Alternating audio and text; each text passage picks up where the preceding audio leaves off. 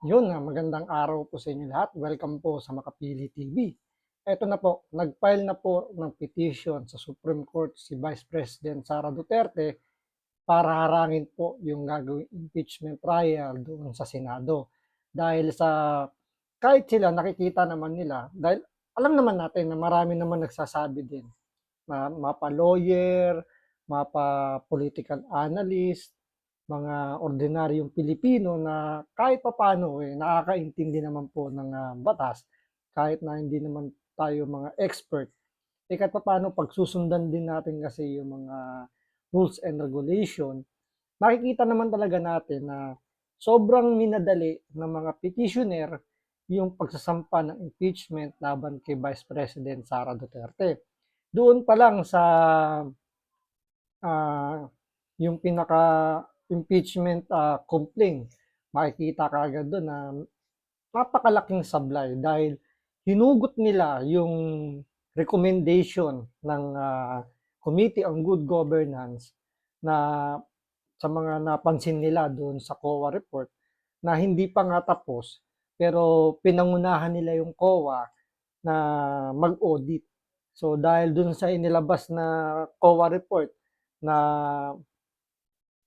meron silang mga tinatawag dito yung mga parang red flag, mga ganun, yung may notice of disallowance. So, yun yung ginamit na basihan ng Committee of Good Governance ng mga bataan ni Tambaluslos para usigin. In aid of legislation daw, yung ginawang hearing. So, na-prosecute kagad si Vice President Sara Duterte at pinalalabas nila na nilustay daw ni Vice President Sara Duterte yung kanyang confidential funds. So dahil yung confidential funds na yan na inirereklamo ng mga sympathizer ng NPA, dahil nga yung propaganda nila, kailangan nilang masiraan, makaganti sila kay Vice President Sara Duterte. Dahil humina na yung puwersa ng mga NPA. So ito na yung kumbaga ito na yung pinakaganti nila sa mga Duterte. Yun nga lang, ginamit din kasi sila ni Tambaluslos para pabagsakin si Vice President Sara Duterte dahil sabi nga ni Congressman Conghun, maaga raw nangarap si House Speaker Martin Romualdez na maging presidente. Yung nga lang hindi niya mapalitan si Bongbong Marcos. Kaya yung tinarget niya yung Vice President. So masyado siyang nangarap. Ginamit niya yung mga NPA sympathizer, sinakyan niya yung confidential funds. Kaya ito, itinuloy nila yung impeachment kahit na sablay-sablay. Kaya nakita ngayon ng kampo ni Vice President Sara Duterte na pwede nating i-contest sa Supreme Court para harangin yung impeachment trial na yan. So ito yung naging balita ngayon. Kaya kung hindi ka pa nakasubscribe sa Makapili TV, baka pwede naman nating pakipindot po muna yung subscribe button. At the same time, palike na rin po ng video, wala naman pong bayad yan. Kaya pindot na. So ito, panoorin po natin itong balitang itong pagsasampa ng petition ni Vice President Sara Duterte para harangin yung impeachment trial. At the same time, malaman natin ano ba yung mga posibleng maging grounds kung bakit pinaharang ito ni Vice President Sara Duterte. Naghain ng petition for certiorari and prohibition si Vice President Sara Duterte sa Korte Suprema kaugnay sa impeachment complaint na inihain laban sa kanya. Batay sa petisyon, dapat mapawalang bisa ang impeachment complaint laban sa VP na pinirmahan ng mahigit 200 miyembro ng Kamara dahil nilalabag daw nito ang Section 3, Subsection 5 ng Article 11 ng Konstitusyon. Nakasado na hindi maaaring magkaroon ng mahigit isang impeachment proceedings laban sa isang opisyal ng pamahalaan sa isang taon. Dahil daw. So yun, ang nangyari kasi 'di ba, nagkaroon ng 7 impeachment complaint daw. So may naunang nagpasa noong December 2, tapos nasundan. Ngayon, ang tinalakay kasi rito ng House of Representatives yung pang-apat, which is yung numbers game. So nagkaroon ng botohan. So 1/3 lang ang kailangan ni Tambaluslos para mapa-impeach itong si Vice President Sara Duterte, nakakuha pa siya ng more than dun sa 1/3. So, lumagpas ng 200 yung nakuhang boto. So, nagtagumpay sila Tambaluslos, pati yung mga sympathizer ng NPA na ma-impeach sa House of Representatives itong si Vice President Sara Duterte. Doon pa lang, although hindi naman to kasama sa sa mga rules para tanggalin si Vice President Sara Duterte, pero morally, 'di ba? Si Vice President Sara Duterte, binoto yan ng 32 million Pilipino. Mas marami pa yung nakuha niyang boto kay Bongbong Marcos, pero ini-impeach lang siya ng 215 na congressman.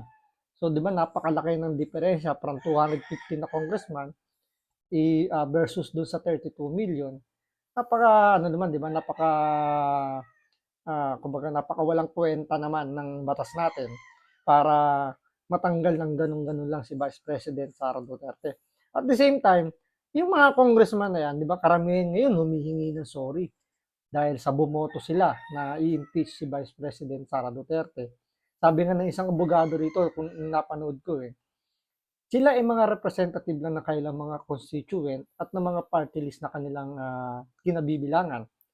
Yun ba kinonsulta nila yung kanilang mga constituent, yung kanilang mga miyembro na nasa sakupan para i-impeach si Sara Duterte?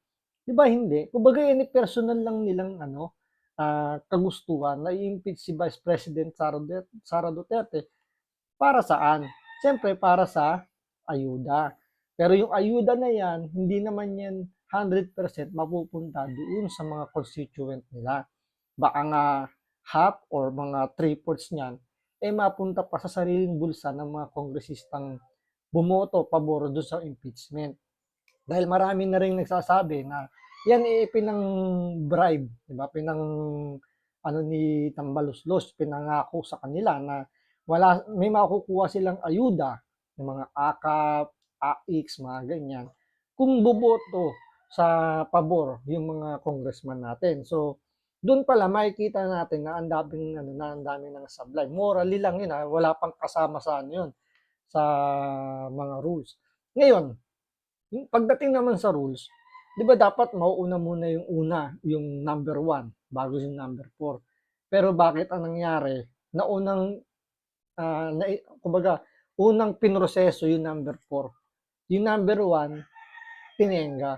Yan na yung sinasabi ni Chis Escudero. Bakit sila minamadali dun sa Senate na i-process na agad yung trial.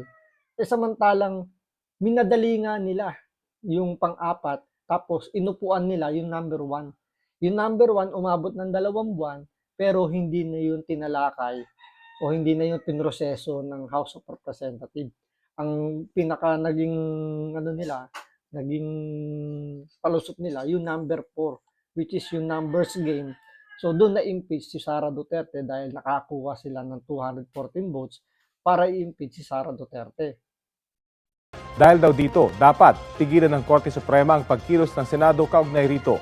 Bago nito, naghain ng hiwalay na petisyon ang mga kaalyado ng pamilya Duterte para questionin din ang impeachment.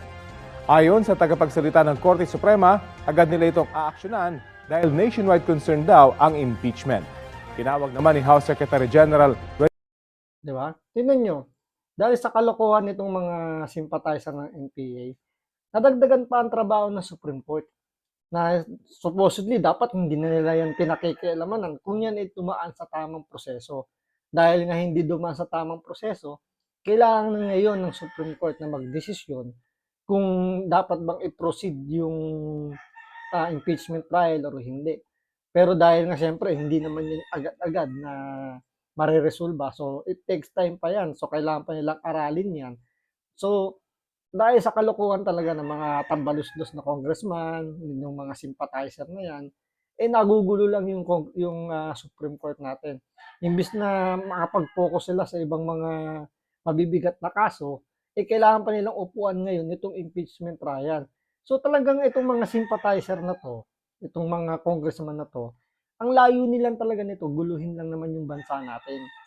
Siguro, itong mga congressman na tambaluslos na hindi naman kaanib dun sa sympathizer, natatakot lang dun sa mga sympathizer dahil pwede silang kagatin itong mga to. So nakikiride on na lang dahil sa utos na rin ng kanilang puon. So, ang pinaka napeperwisyo rito yung Supreme Court tsaka yung Senado. Dahil yung Senado ngayon parang pinipiga nitong mga sympathizer na 'to na umpisahan kaagad at ang Supreme Court naman, dinagdagan ng trabaho. So, talagang itong mga sympathizer na 'to dapat 'to kalusin na 'to ng mga botante. Kaya nga 'wag niyo na iboto yung mga 'yan dahil nga nanggugulo lang 'yan dito sa bansa natin. General Reginald Velasco na moot o wala ng saysay ang petisyon. Nasa archives na kasi ang 3 naunang impeachment complaint habang naitransmit na sa Senado ang ika-4 na reklamo. Tingnan mo 'tong si Reginald Velasco na 'to, yung Secretary General nitong House of Representatives. Nilagay niya na sa archive yung 3 naunang impeachment complaint. Tapos ang pinoseso nila yung pang-4, 'di ba? Bakit nila inupuan yung 3 nauna, bakit nila in-archive na hindi man lang muna pinroseso? Bakit nila itinapon kaagad sa archive sa pinakalungga nila na hindi man lang nila binusisi? Kasi nga wala namang kakwenta-kwenta yung mga isinampang impeachment complaint laban kay Sara Duterte. Sabi nga ng isang political analyst nung ginamit na yung botohan hindi nga doon pinaliwanag kung ano ba yung complaint para pagbotohan, para i-impeach si Sara Duterte. Basta ang sinabi lang nila doon, betrayal of public trust. So ano ba yung naging betrayal of public trust ni Vice President Sara Duterte? Kung yung tinutukoy nila ay yung confidential funds ni Vice President Sara Duterte, ang sabi ng COA, walang nilustay na pera ang Vice President o yung OVP dahil binigyan sila ng clearance at sinasabi na maganda ang pagdi-disbursement ng pera ng OVP at ni Vice President Sara Duterte. Doon pa lang, sibak na yung complaint nila na betrayal of public trust kung ang tinutukoy nila yung maling paggastos doon sa confidential funds. Kaya yung impeachment na to medyo malayo pa yung lalakbay nito bago mapunta sa Senado dahil kung sa Senate nga mag-start pa yung pagproseso sa June 3. Andyan pa yung mga petition sa Supreme Court. So mauusog at mauusog yan dahil aantayin pa ng Senado ang hatol ng korte kung ipuproceed pa ba yung impeachment trial or hindi. So yun yung po yung aabangan natin. So maraming salamat sa panonood. Ingat po kayo lagi. God bless.